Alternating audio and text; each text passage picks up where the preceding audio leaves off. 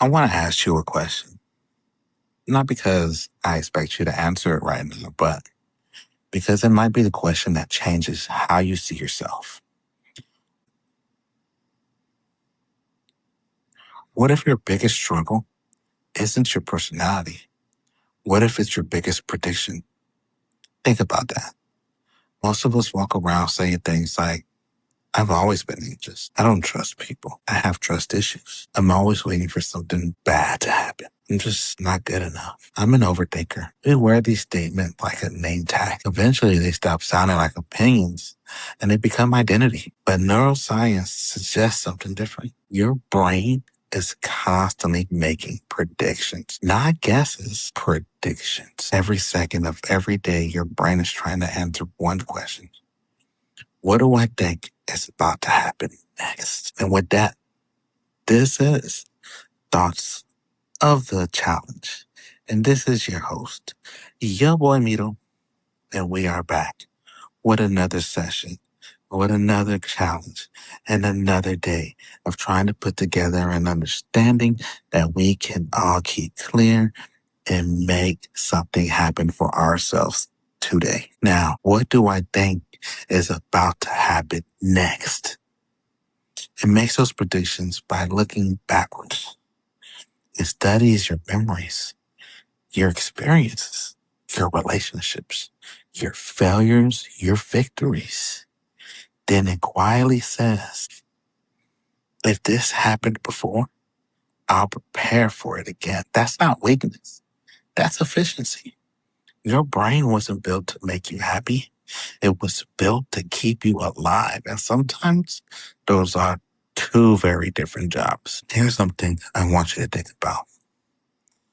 If someone watched the way you react every day, what would they say your brain expects from life? Would they say you expect rejection, failure, chaos, disappointment, or maybe peace, success, connection? Take a minute. In times that I have found myself living life, I have always found that there were moments I expected bad shit to happen. When I was homeless, I didn't see the next day as I'll have a home. I saw the next day as where I was going to sleep at next, or what I was going to eat next, or where would I be at next. I never saw it as like I was going to find a way out.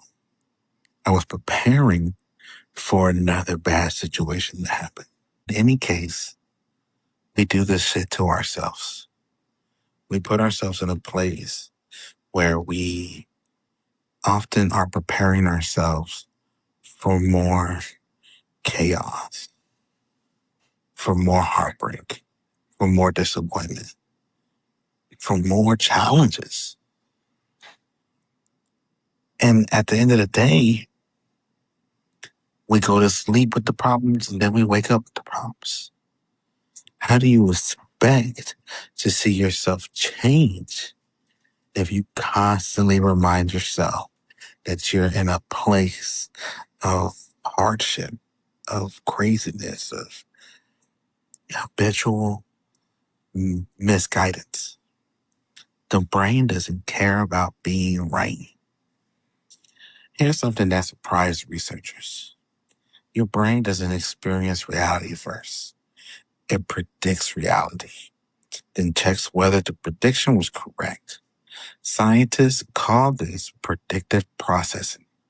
Instead of passively reacting to the world, the brain continuously builds models of what is likely to happen next, updating those models when new evidence appears. Imagine someone who grew up hearing, you're never good enough. Years later, they get promoted. People compliment their works, friends encourage them, but every compliment feels fake. Why? Because their brain predicted criticism. The compliments didn't fit the prediction. So the brain dismisses it. Not because they're stubborn, because their prediction was stronger than the new evidence. How many times have we done that? Someone tells you, I'm proud of you, and somehow we don't believe them. Why? Because we practice believing the opposite. Have you ever received a compliment you couldn't accept? And why? What story was louder than the person's words? Tell that story to yourself. Write that down.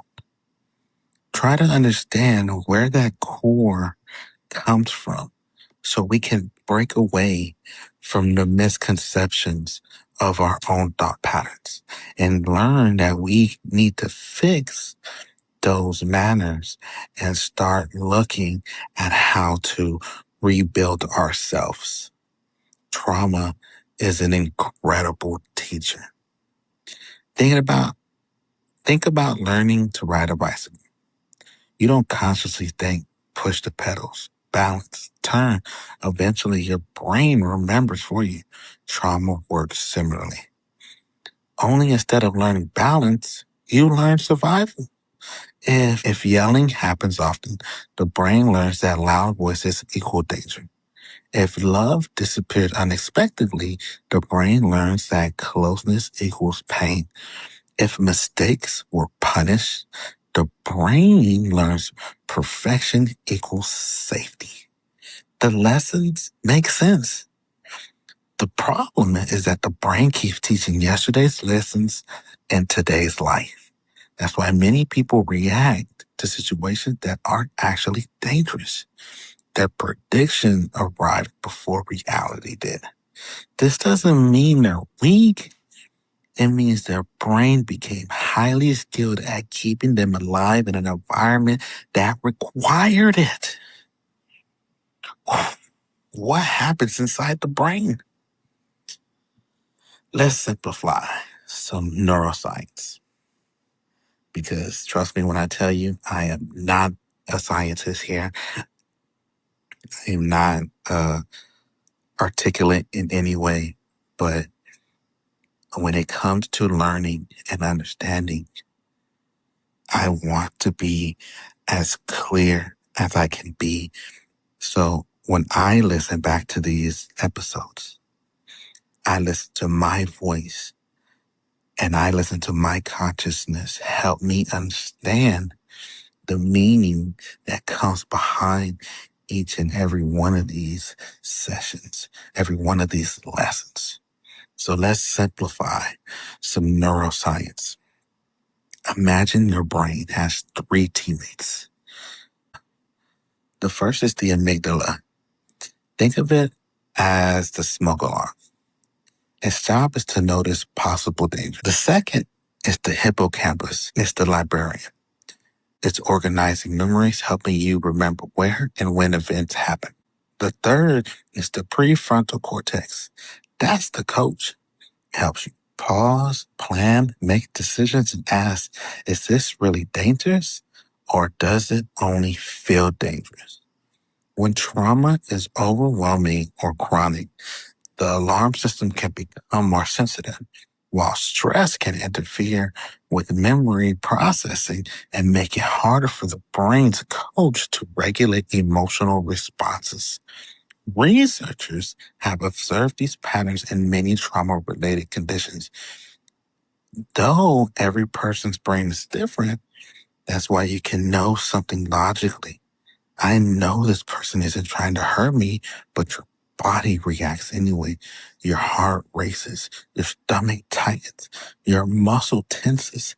Your brain is saying, I've seen something like this before. Your body is trying to protect you before your conscious mind has finished thinking. You see this a lot when it comes to people who have been abused, who have been through relationships that were physical, were emotional, were verbally evasive, that every time they jump into a new relationship and they see a person start to react a certain way, their body instantly goes into that mode, into that piece of life that they were already familiar with.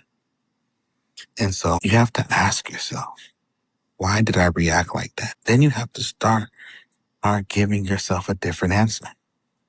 You have to start seeing these moments. You have to start breaking down these understandings, and you have to start letting yourself heal from the trauma that still holds baggage in your life. As hard as some things may have been, if you continue to allow it to live a life, then you're not truly living a life past those moments. You want to love again, but you're so afraid that love will turn into danger. So how could you love if you continue to feel you're in danger? Think that through. Why did I react like that? The beautiful news, here's where hope enters. Everything we've talked about, prediction, learning, habit, memory, these are all signs that the brain can change. Neuroplasticity means the brain is not frozen in its past. Throughout life, repeated experiences can strengthen some neural connections and weaken others. That doesn't erase painful memories, but it can change how the brain responds to them over time. Healing is not deleting memories. Healing is teaching the brain that it has more than one prediction available. Now, 3 ways to teach your brain a different future.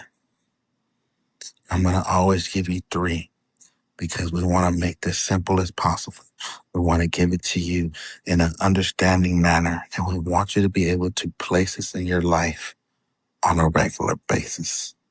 Step 1, become curious instead of critical. Next time you react strongly, don't ask, what's wrong with me? Ask, what is my brain trying to predict? Curiosity lowers shame. Shame keeps people stuck. Questions create movement. Ask yourself, what am I, ask yourself, what am I expecting before anything has happened? Is that expectation based on today's facts or yesterday's experiences? If someone else had lived my life, would they have learned the same predictions? Think that through. Write those questions down and give yourself an honest answer. Step 2, give your brain new evidence. Your brain updates itself through experiences, not arguments. If you spend your years believing people leave, healthy relationships become new evidence. If you believed you're incapable, keeping one small promise to yourself becomes new evidence. If you believe the world is only dangerous, finding moments of genuine safety becomes new evidence. One piece of evidence rarely changes a lifetime of learning, but hundreds of small experiences begin to reshape expectations. This is why treatments such as trauma-focused cognitive behavior therapy, EMDR, eye movement, digitalization, and reprocessing, prolonged exposure therapy, mindful-based approaches, and supportive relationships can be effective for many people. These approaches These approaches help people process memories, reduce fear responses, and build new patterns of thinking and feeling. No single treatment works for everyone, but decades of research support these therapies as evidence-based options. Ask yourself, what evidence have I ignored because it didn't match my old stories? What's one small experience I can create this week that challenges my brain's predictions? I often tell people now that the healing process doesn't just start with those around you. It begins when you choose to tell your story to even those you don't know.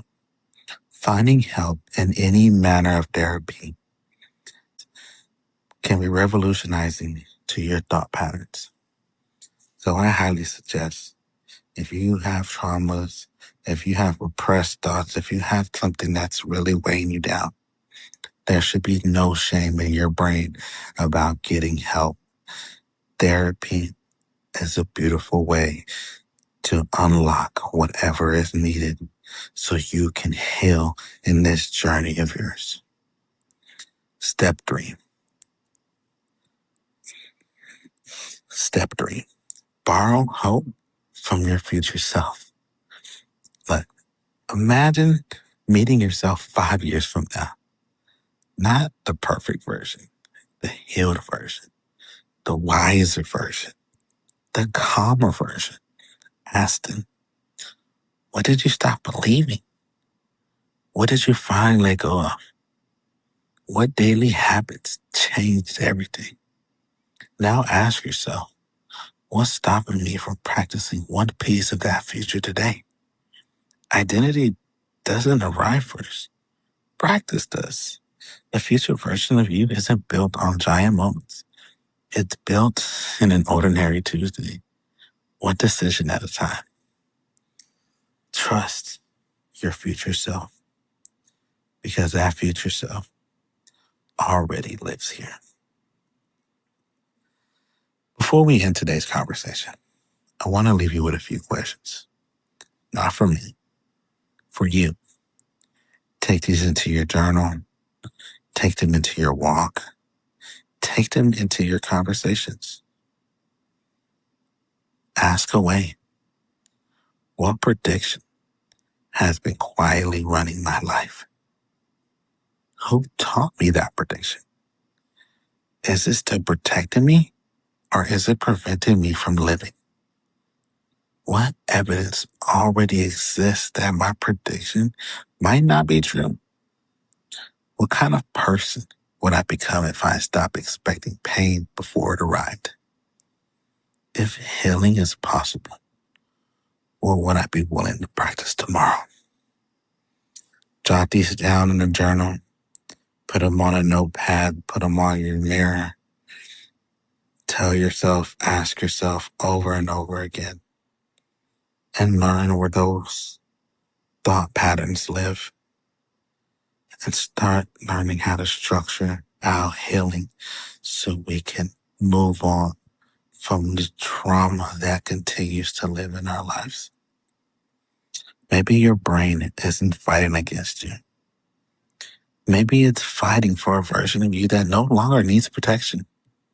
Think about that. Your mind has been carrying a map drawn by yesterday, but the roads have changed. The people have changed. The environment has changed. And perhaps it's time to draw a new map. Not because your past didn't matter. It did. Not because your pain wasn't real. It was. Not, but because your brain is still listening. Every conversation, every relationship, every breath, every choice, every act of courage, every moment of kindness towards yourself, you're teaching us something. The question isn't whether your brain is learning. It is. The real question is, what lessons will you teach it tomorrow? And with that, this is Thoughts of the Challenge. And I am your host, your boy Mito. And I will catch y'all again on the next episode.